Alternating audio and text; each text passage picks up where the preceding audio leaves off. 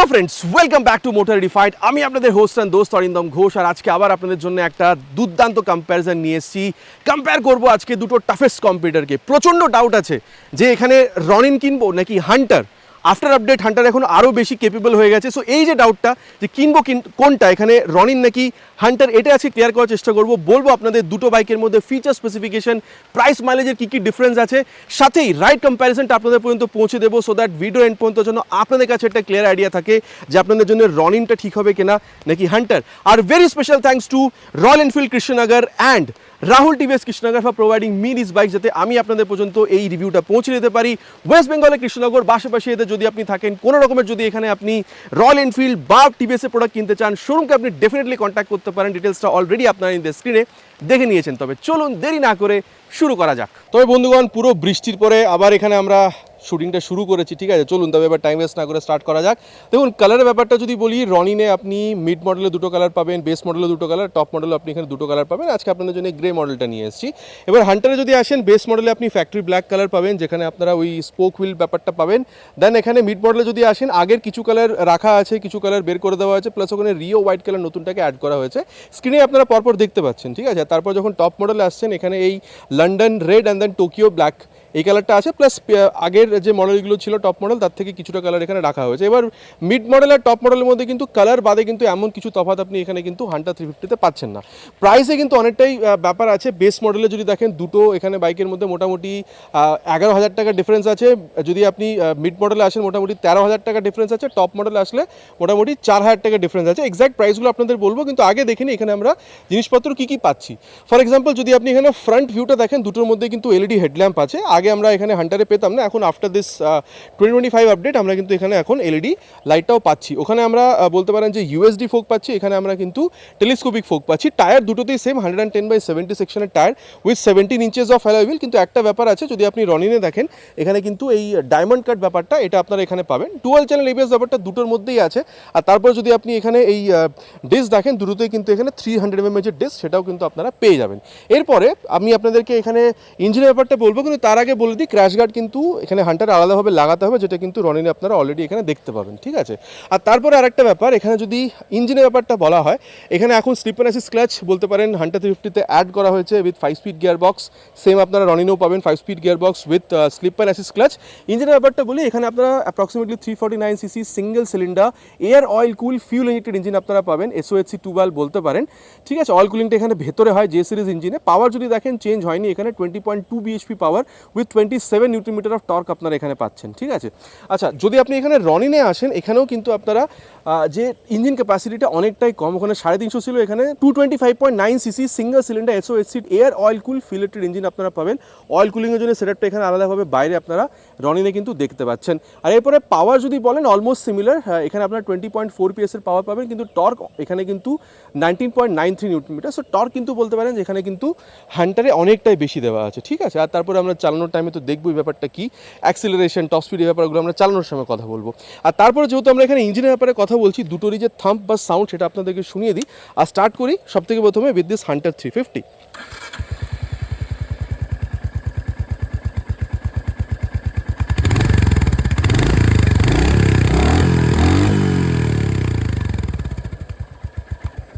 তবে এখানে হান্টারের আওয়াজটা আপনারা শুনেছেন। এবার আপনাদেরকে আমি এখানে রনিন 225-এর যে আওয়াজ, সেটাও আপনাদেরকে আমি একবার শুনিয়ে দিই।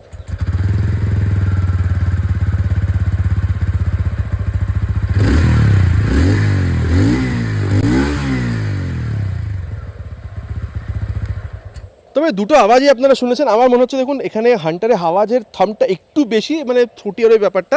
এবার আপনাদের কোনটা বেটার লেগেছে নিচে কিন্তু আপনারা কমেন্ট করে প্লিজ জানাবেন। আর যদি রিয়ার পোর্শনটা দেখেন, দুটোতেই টেল ল্যাম্প আছে, আর দুটোতেই কিন্তু আপনারা হ্যাজার্ড ল্যাম্পের সেটআপ পাবেন, আর দুটোতেই কিন্তু এলইডি টার্ন ইন্ডিকেটার্স, এগুলো আপনারা কিন্তু এখানে পেয়ে যাবেন। তারপরে দেখুন, এখানে মাড গার্ড, এই ব্যাপারটা দুটোতেই পাচ্ছেন। দেন এখানে নাম্বার প্লেট লাগানোর জায়গা, ঠিক আছে? রিফ্লেক্টর ব্যাপারগুলো আপনারা এখানে দুটোতেই পেয়ে যাবেন। টায়ার যদি দেখেন, আপনি রনিনে কিন্তু 130/70 সেকশনে পাবেন with 17 inches of alloy wheel, কিন্তু যদি আপনি হান্টারে আসেন, এখানে 140/70 সেকশনের tyre with 17 inches of alloy wheel. In fact যদি আপনি রনিন দেখেন এখানে বলতে পারেন যে 40 mm ডিস্ক ব্রেক আছে, কিন্তু হান্টারে কিন্তু 270 mm ডিস্ক ব্রেক আছে। তারপরে সাসপেনশনে তো ডিফারেন্স আছেই, এখানে ডুয়াল হাইড্রোলিক শক অ্যাবজর্বার। আর যদি হান্টারে রনিনে যদি দেখেন ওখানে কিন্তু বলতে পারেন যে মনোশা সাসপেনশন সেটআপ এটা আপনারা পাবেন। সিট হাইট যদি দেখেন হান্টারে বলতে পারেন 790 mm, আর যদি আপনি রনিনে দেখেন 795 mm পর্যন্ত পেয়ে যাবেন। এখানে সিটটাকেও আপডেট করেছে রনিনে কোম্পানি, ঠিক আছে। ইনফ্যাক্ট হান্টারেও বলতে পারেন যে সিটটাকে আপডেট করা হয়েছে। এবার বসলে কীরকম ফিল সেটা আমরা চালানোর টাইমে দেখব। কিন্তু হ্যাঁ, হাইট যদি 5'4", 5'5" পর্যন্ত হয়ে থাকে, দুটো বাইককে ম্যানেজ করা আপনার জন্য খুব একটা প্রবলেম্যাটিক হবে না। ট্যাঙ্ক যদি দেখেন হান্টারে বলতে পারেন 13, আর এখানে রনিনে বলতে পারেন 14 লিটারের ট্যাঙ্ক আপনারা পাবেন। আর দুটো বাইকেই কিন্তু আমরা ওই বলতে পারেন যে ওয়েভ কি সেটা আমরা পেয়ে যাবো। আর মাইলেজ মোটামুটি 30 থেকে 35 পর্যন্ত দুটো বাইকে আপনারা এক্সপেক্ট করতে পারেন। কম বেশি যদি আপনারা পেয়ে থাকেন, যে কোনো একটা বাইকের ওনার যদি হয়ে থাকেন, যদি বাইকটাকে চালিয়ে থাকেন, নিশ্চয়ই নিজে কমেন্ট করে কিন্তু অবশ্যই জানাবেন, ঠিক আছে। আর তারপরে গ্রাউন্ড ক্লিয়ারেন্স যদি দেখেন এখানে 160 mm, যেটা আগে 155 mm মতন আপনারা পেতেন, আর এখানে কিন্তু অনেকটা বেশি 181 mm পর্যন্ত পাবেন। ওয়েটও অনেকটা ডিফারেন্স আছে। এখানে গ্রাউন্ড ক্লিয়ারেন্স 181, আর বলতে পারেন রয়্যাল এনফিল্ডে কিন্তু কার ওয়েট ইজ 181 কিলোগ্রাম। তারপরে যদি ওয়েট দেখেন অনেকটাই কম, এখানে রনিনে 20 কিলোগ্রাম মতন কম, এখানে জাস্ট 160 কিলোগ্রাম, ঠিক আছে। আর তারপরে যদি বলি আপনাদেরকে হ্যান্ডেল বার কিন্তু দুটোরই অনেকটাই চড়া ব্যাপারটা আপনারা পাবেন। কিন্তু হ্যাঁ, এখানে যদি দেখেন completely digital meter console with Bluetooth, ঠিক আছে। যদি আপনারা এখানে স্মার্ট ক্যানের ট্যাপটাকে মোবাইলে ডাউনলোড ইনস্টল করে থ্রু ব্লুটুথ যদি এটার সাথে কানেক্ট করেন, তাহলে 10 button navigation, call, SMS alert, এই জিনিসগুলো সব কিছু আরও অনেক কানেক্ট ফিচারের সাথে আপনি কিন্তু এখানে ইউজ করতে পারবেন। আর এখানে যদি আপনি অফ করে এটাকে অন করেন, পুরো এখানে একটা সোয়াইপ নেবে, ঠিক আছে। আর তারপরে দেখতে পাচ্ছেন ট্যাকোমিটার, স্পিডোমিটার, ঠিক আছে, টাইম, দেন গিয়ার পজিশন সেন্সার, ব্লুটুথ এখানে ব্লিঙ্ক করছে। দুটো মোড আছে, আরবান বা রেন মোড। খুব একটা অ্যাক্সেলারেশন তফাৎ হবে না, কিন্তু রেন মোডে দিলে আপনারা ওই স্পিড বলতে পারেন যে ABS এর যে ক্যালিব্রেশনটা ওটা একটু ডিফারেন্ট হবে, ঠিক আছে। তারপরে যদি মোড বাটনটা ইউজ করেন, তাহলে odometer, trip A, trip B আর ডিস্টেন্স টু এমটি জিনিসটা আপনারা এখানে দেখতে পেয়ে যাবেন। তার বাদে এখানে ক্লাচ হোক বা যদি আপনি ব্রেক লিভার দেখছেন, দুটোই কিন্তু অ্যাডজাস্টেবল, যেটা কিন্তু আপনি এখানে বলতে পারেন যে হান্টারে কিন্তু আপনারা পাবেন না। পাস লাইট আছে, high beam, low beam, Bluetooth enable meter console, toggle করার জন্য আই বাটন, টার্ন সিগন্যাল। আর হর্নটা ঠিকঠাক, খুব বেশি লাউড এখানে বলবো না। এখানে ইঞ্জিন কিল সুইচ আছে, এখানে মোডগুলোকে এখানে যে মোডগুলো পাচ্ছেন চেঞ্জ করার জন্য মোড বাটন, আর এখানে এই যে বলতে পারেন হ্যাজার্ড ল্যাম্পের সুইচ আর ইঞ্জিন অন করার সুইচ। এক্সস্ট সাউন্ডটা অলরেডি আপনাদের শুনিয়েছি। এখানে বলতে পারেন যে এই মিরর দুটোতেই যথেষ্ট ভালো। এবার এখানে বলতে পারেন যে ওই রেট্রোফিলটাকে মেনটেন করার জন্য এখানে গোল মিরর আছে। এবার এটা ব্যাপারে আগে আমরা চালানোর টাইমে দেখবো। হ্যান্ডেল বারটা এখানে যথেষ্ট চড়াই বলতে পারেন। এখানে এটাকে টগল করার জন্য এখানে সেমি ডিজিটাল মিটার কনসোল, এখানে আই বাটনটা পাচ্ছেন, হাই বিম, লো বিম, পাস লাইটের সুইচ, টার্ন সিগন্যাল আর হর্ন ডেফিনেটলি এখানে লাউডার বলতে পারেন। আর এখানে কিন্তু আপনারা এই কিল সুইচ আর ইঞ্জিন স্টার্ট সুইচ একসাথে আছে। আর এখানে এই বলতে পারেন হ্যাজার্ড ল্যাম্পের সুইচটা আছে। আর এখানে দেখতে পাচ্ছেন এই যে সি টাইপ মোবাইল চার্জিং পোর্টটা, এটাও কিন্তু আপনারা এখানে পেয়ে যাবেন on the go mobile charge করার জন্য। আর এখানে যদি আপনি অন করেন, ঠিক আছে, পুরো একটা সোয়াইপ নেবে। এখানে আপনি স্পিডোমিটারটা পাচ্ছেন, আর ট্যাকোমিটারটা নেই, fuel gauge sensor. And then এই বাটনটা যদি আপনি এখানে ইউজ করেন, তাহলে কিন্তু এই যে ট্রিপ A, ট্রিপ B, ঠিক আছে। তারপর এখানে ওডোমিটার, আর তারপরে আপনি এখানে টাইম কোন গিয়ারে আছেন, ঠিক আছে। তারপরে এখানে ওডোমিটার জিনিসগুলো আপনারা পাবেন, নিউট্রাল পজিশন সেন্সার। আর এখানে আগে এটা পে করতে হতো 5,000 টাকা, এখন অলরেডি মানে কোম্পানিটাকে লাগিয়ে দিচ্ছে ট্রিপল ন্যাভিগেটর, এই ব্যাপারটা আপনারা এখানে পেয়ে যাবেন। মোবাইল চার্জিং পোর্টটা আগে ওখানে রনিনে আপনারা টপ মডেলে পেতেন, কিন্তু এখন কিন্তু টপ মডেলে পাচ্ছেন না, জাস্ট আপনি ওখানে উইন্ডশিল্ডটাই পাচ্ছেন। এবার প্রাইসের ব্যাপারটা যদি আপনাদেরকে আমি বলি, তাহলে কিন্তু অলরেডি বলেছি যে বেস মডেলে মোটামুটি 11,000 টাকা তফাৎ আছে। এখানে যদি আপনি আসেন, ওই ফ্যাক্টরি ব্ল্যাক কালারটা মোটামুটি 1,76,000 রুপিস থেকে স্টার্ট হচ্ছে। এক্স্যাক্ট প্রাইসটা আপনারা দেখে নিয়েছেন। আর যদি টপ মডেলে আসেন, মোটামুটি 2,12,000 টাকা পর্যন্ত আপনি এখানে পে করছেন। আর এখানে স্টার্ট হচ্ছে রনিন আসলে বেস মডেলটা মোটামুটি 1,65,000 থেকে স্টার্ট হচ্ছে। আর এখানে দেখুন এই যে ডগেস ভাই চলে এসছে, 1,65,000 থেকে মোটামুটি স্টার্ট হচ্ছে। এক্স্যাক্ট প্রাইসগুলো আপনারা স্ক্রিনে পেয়ে যাবেন। আর টপ মডেলে যদি আসেন 2,08,500 পর্যন্ত, মোটামুটি 4,000 টাকা টপ মডেলের ডিফারেন্স আছে। আর কত ভালো এখানে রিয়ার ভিউ মিরারটা রিয়ার ভিউ দিচ্ছে, চালানোর টাইমে কথা বলবো। চলুন তবে এবার টাইম ওয়েস্ট না করে রাইডে যাওয়া যাক। তো বন্ধুগণ, এবার এখানে রাইড রিভিউটা শুরু করি। আর এখানে যদিও বা হান্টারের মতনই পাওয়ার আছে, কিন্তু টর্ক এখানে অনেকটাই কম। সো চলুন তবে দেখা যাক, এখানে শুরু করি আগে রাইডটা। দেখুন হ্যান্ডেল বার যথেষ্ট চড়া, আপনি অনেকটাই আপরাইট বসছেন, ঠিক আছে। ফ্রন্ট ফিটেড ফুটপেগ, আর যদি আপনি দেখেন seat is also quite comfortable. আর যদি আপনি দুজনেই প্রচণ্ড হেলদি না হন, তাহলে কিন্তু খুব একটা যে আপনার স্পেসের জন্য অসুবিধা হবে সেটাও কিন্তু আমি বলছি না, ঠিক আছে। আর চলুন তবে এবার স্টার্ট করা যাক টাইম ওয়েস্ট না করে। মোটামুটি এই যে ফার্স্ট গিয়ার, সেকেন্ড গিয়ার, ও মাই গড, থার্ড গিয়ার। আর এখানে দেখুন পাওয়ার হোক বা টর্ক, আপনি কিন্তু এখানে যথেষ্ট ভালোভাবে বুঝতে পারছেন, ঠিক আছে। আর এই চার চাকাটা মনে হচ্ছিল ঢুকে যাবে আমার বাইকের মধ্যে। কি বলবো, এত বড় রাস্তা পড়ে আছে, আমার মানে গায়ে ঢুকে পড়ছে।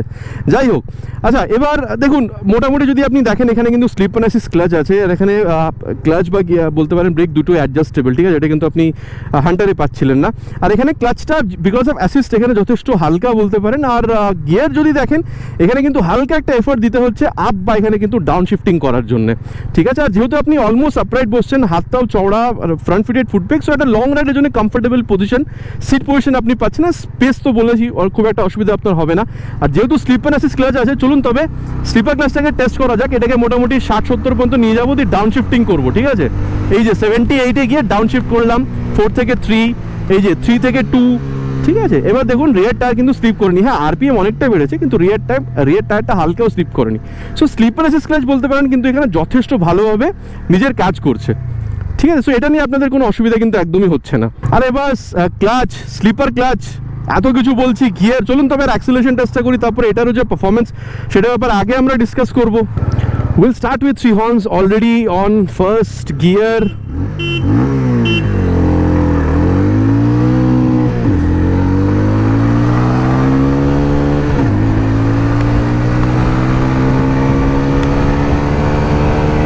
Cross 90, cross 100।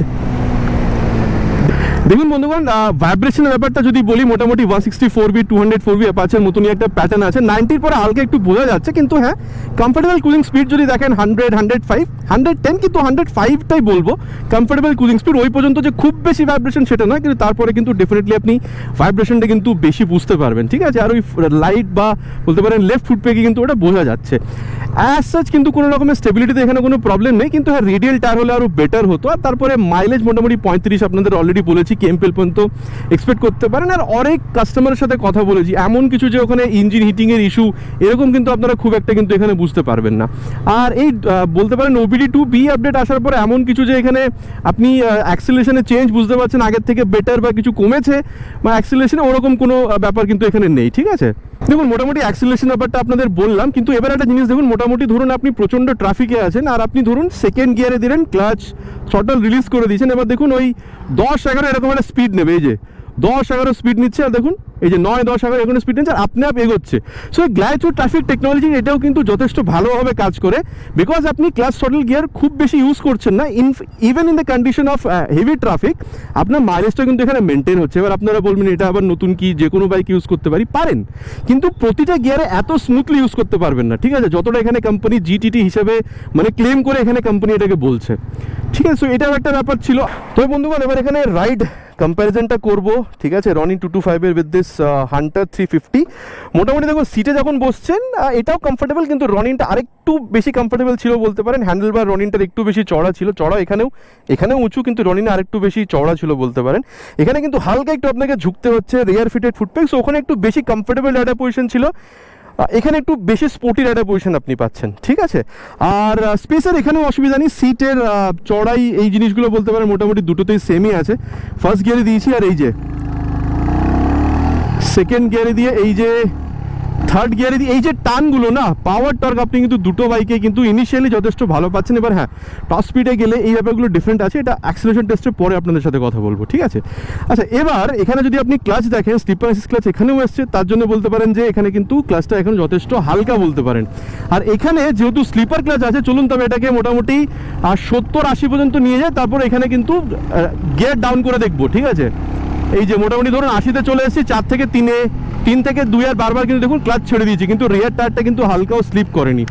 মানে দেখুন বলতে পারি যে যথেষ্ট ভালো, রনিনের মতনই কিন্তু এখানেও যথেষ্ট স্মুথভাবে হচ্ছে। ইনফ্যাক্ট এটা বললে ভুল হবে না, হয়তো রনিন থেকে বেশি স্মুথভাবে এখানে হয়তো আপনি এই স্লিপার অ্যাসিস্ট ক্লাচটাকে ইউজ করতে পারছেন, ঠিক আছে। সো ইট ওয়াজ লাইক মানে ভেরি স্মুথ, ঠিক আছে।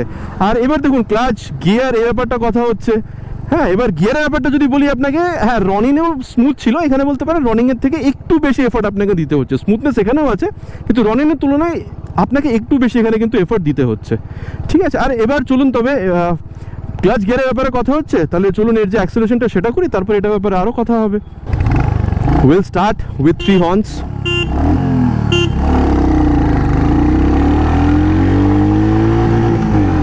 $60 crossed, We'll go for 100 now. And 100 also crossed. দেখুন আমার মনে হয় যে আপনি ভাইব্রেশন যদি দেখেন তাহলে কিন্তু এখানে রনিনের থেকে বেশি কিন্তু কন্ট্রোলড আপনি পাচ্ছেন।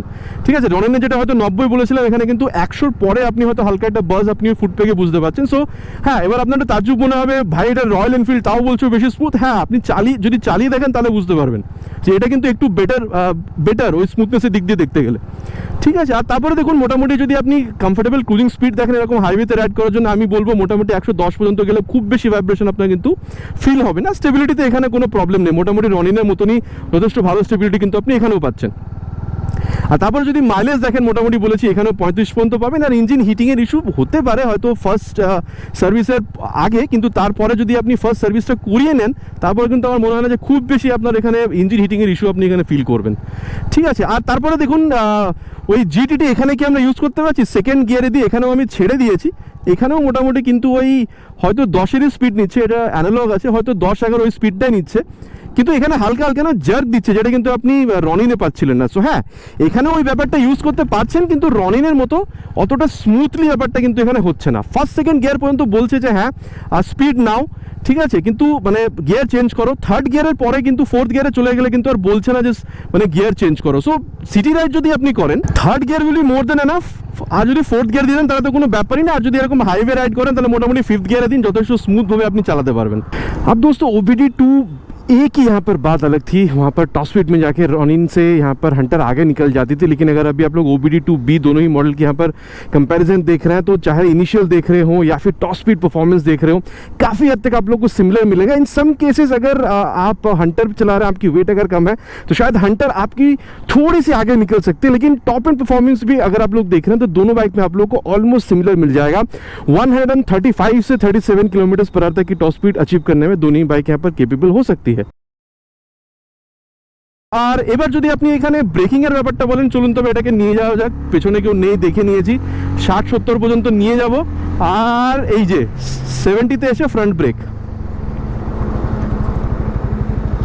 মোটামুটি দেখুন এটা আমি বলবো ফ্রন্টের যে 300 mm এর ব্রেকটা আপনি পাচ্ছেন, ডিসটা যথেষ্ট ভালোভাবে কাজ করছে। ঠিক আছে, মানে এখানে ব্রেকের বাইট ফিডব্যাক যেটা যথেষ্ট এখানে ভালো। আর হ্যাঁ, যখন হিন্দির জন্য শ্যুট করছিলাম তখন কিন্তু হালকা ABS-টাও এখানে বুঝতে পেরেছিলাম। ঠিক আছে, আর চলুন তবে এবার এখানে যে রিয়ার ব্রেক সেটাকে আপনাদের আমি টেস্ট করে দেখাই। আবার দেখুন পেছনে পুরো ফাঁকা, আর এই যে 63-তে গিয়ে রিয়ার ব্রেক, ও হো হো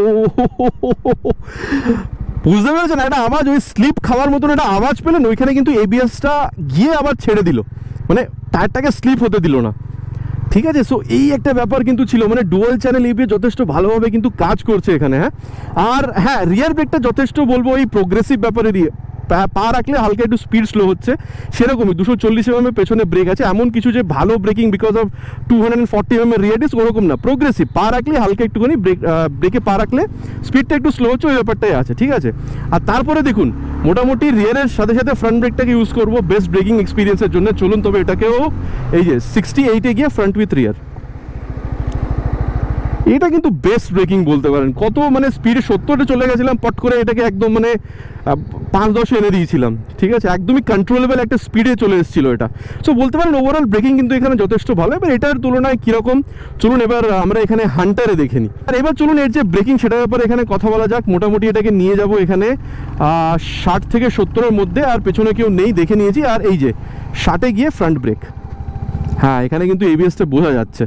রনিনেও বুঝতে পেরেছিলাম যখন হিন্দির চ্যানেলের জন্য শ্যুটটা করছিলাম। দেখুন আমার মনে হয় যে এখানে ওয়েট অনেকটা 21 কিলোগ্রাম বেশি। সো দেখুন ওখানেও 300 mm এর ডিস্ক, এখানেও 300 mm, সো এখানেও ব্রেক বাইট যথেষ্ট ভালো। কিন্তু আমার মনে হয় just because of the weight রনিনে হয়তো ফ্রন্ট ব্রেকিংটা আপনি একটু বেটার এক্সপিরিয়েন্স করতে পারেন। ঠিক আছে, when compare to this Hunter, এখানেও যথেষ্ট ভালো, কিন্তু রনিনে একটু আরও বেটার পেতে পারেন। অ্যান্ড আমার মনে হয় it is purely because of the less weight in Ronin 225। ঠিক আছে, এবার চলুন তবে যে রিয়ার ব্রেক সেটাকে একবার এখানে টেস্ট করে দেখি। মোটামুটি ওইরকমই স্পিডে নিয়ে যাবো 60 পর্যন্ত। আর এই যে 60-তে গিয়ে হ্যাঁ দেখুন রনিনে কিন্তু এখানে ABS তাড়াতাড়ি চলে এসছে, এখানে 270 mm এর ডিস্ক ব্রেক দেওয়া আছে। রনিনে কিন্তু ABS-টা অনেকটা লেটে এসেছিল, এখানে কিন্তু ABS অনেকটা আগে চলে এসছে বিকজ রোড কিন্তু এখানে ভিজে আছে। হ্যাঁ এখানেও প্রোগ্রেসিভ, কিন্তু বলবো ABS-টা এখানে আরও বেটার কাজ করছে। ঠিক আছে, রনিনের তুলনায় যদি বলা হয় তাহলে। আর এবার চলুন রিয়ারের সাথে সাথে ফ্রন্ট ব্রেকটাকে ইউজ করবো মোটামুটি 60-70-এর মধ্যে গিয়ে। আর এই যে তিনবারই কিন্তু দেখুন পেছনে কেউ নেই দেখেই ব্রেক করেছি। ওভারঅল ব্রেক আপনি বলতে পারেন এখানে যথেষ্ট ভালো, কিন্তু ফ্রন্ট ব্রেকিংটা যদি দেখেন রনিন আমার মনে হয় এটা থেকে একটু বেটার আপনি পেতে পারেন। আর দেখুন মোটামুটি সাসপেনশনের ব্যাপারটা যদি বলি, এখানে ফ্রন্ট হুক বা রিয়ার আমি বলবো মিড থেকে বলতে পারেন স্টিফের মধ্যেখানে high speed top speed cornering যথেষ্ট ভালোভাবে হবে। কিন্তু হ্যাঁ বলতে পারেন যদি গাড্ডাতে যান একটু স্ক্র্যামলার টাইপের ব্যাপারটা কিন্তু আছে, অন রোডের সাথে সাথে যদি আপনি কিছুটা অফ রোডেও যেতে চান সাসপেনশন কিন্তু অনেকটাই হেল্প করবে। কিন্তু যদি বেশি গাড্ডাতে যান তাহলে কিন্তু আবার জার্কটা ফিল হবে। কিন্তু মোটামুটি ইন্ডিয়ান রোড কন্ডিশনস বা হালকা ফুলকা যদি আপনি অফ রোডিংও ট্রাই করেন খুব একটা অসুবিধা আপনার হবে না।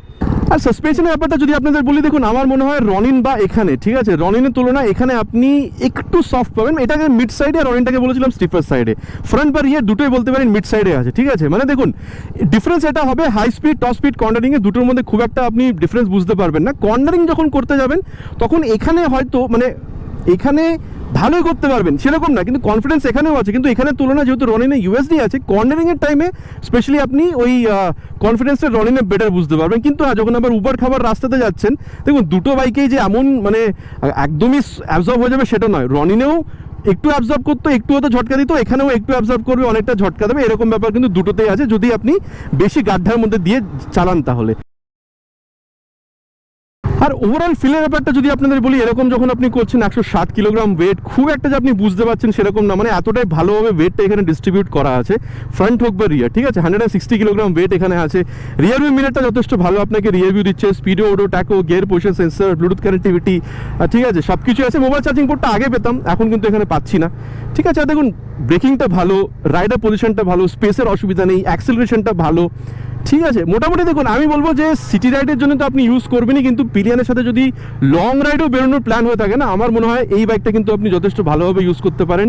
আমার হিসাব মতন আপনার কিন্তু যথেষ্ট ভালোই লাগবে যদি আপনি সিটি রাইডের থেকেও বেশি যদি লং রাইডে এই বাইকটাকে প্রেফার করেন তাহলে। আর দেখুন ওভারঅল ফিলটা যদি বলি এখানেও কিন্তু রিয়ার ভিউ মিরর যথেষ্ট ভালো রিয়ার ভিউ দিচ্ছে, যদিও এখানে রেট্রো ফিলটা মেনটেন করার জন্য গোল মিরর আপনারা পাচ্ছেন না। তারপরে এখানে বলতে পারেন ট্যাকোমিটারটা নেই কিন্তু স্পিডোমিটার গিয়ার পজিশন সেন্সর দেন এখানে ফিউল গিয়ার সেন্সর টাইম সব কিছু আপনাদের জন্য আছে। প্লাস পয়েন্ট এটা যেখানে আপনি কিন্তু এই বলতে পারেন যে মোবাইল চার্জিং পোর্ট সেটাও পেয়ে যাচ্ছেন। এখানে একটু স্পোর্টি রাইডার পজিশন আছে। আর বলতে পারেন দেখুন আর রনিনে কি ছিল একটু বেশি আপরাইট বসছিলেন, সো আমি বলবো দেখুন এটাকেও আপনি ডেলি রাইডে তো ইউজ করবেনই হান্টারকে, যার জন্য এটাকে বানানো হয়েছে। ওকেশনাল যদি কখনো লং রাইডে বেরোতে চান বেরোতে পারেন, কিন্তু যদি লং রাইডে বেরোনোর জন্য প্ল্যান করে বাইকটা কেনেন না তাহলে আমার মনে হয় যে আপনি কিন্তু রনিনে আরেকটু বেটার এক্সপিরিয়েন্স পাবেন, ওখানে আরেকটু বেশি ইজি রাইডিং আপনি পাবেন। দেখুন মোটামুটি দুটো বাইকে কি আছে না আছে কমপ্লিটলি কথা বলা হয়ে গেছে। এখানেও যথেষ্ট ভালো ব্রেকিং পাচ্ছেন, অ্যাক্সিলারেশনটা তো আরও বেটার এখানে পাচ্ছেন। চলুন তবে কনক্লুশনে যাওয়া যাক অ্যান্ড দেন দেখি ওভারঅল দুটো বাইকের মধ্যে আপনার জন্য কেনা কোন বাইকটা ঠিক হতে পারে। কনক্লুশনে কি কথা বলি।